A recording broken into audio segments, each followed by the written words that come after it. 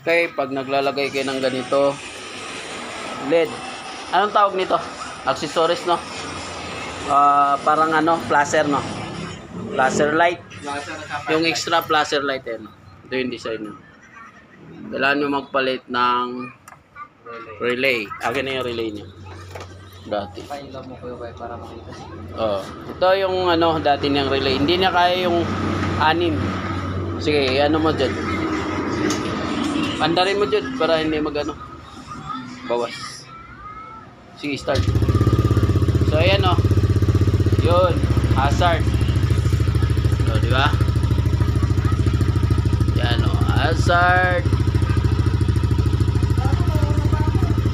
Kasi pag ano, hindi nyo palitan,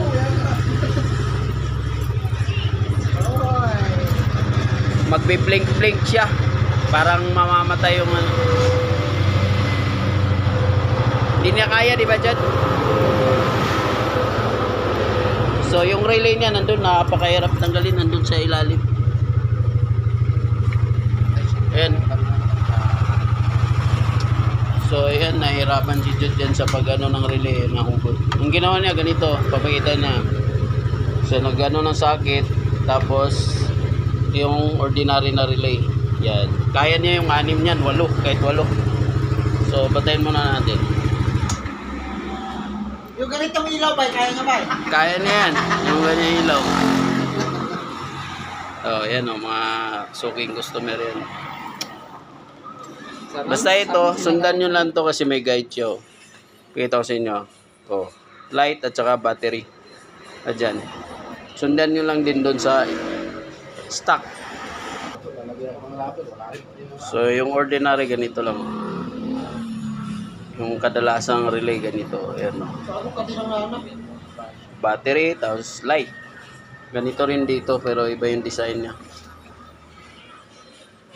Kadalasan ginagamit to sa mga Kawasaki, mga Ruser. Ayan o. At saka yung PCX, yun. Ganito yung mga relay nun.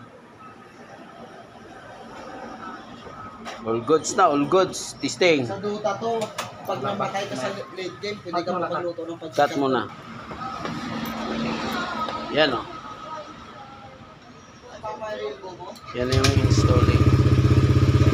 Running light ang tawag dito. Stick o.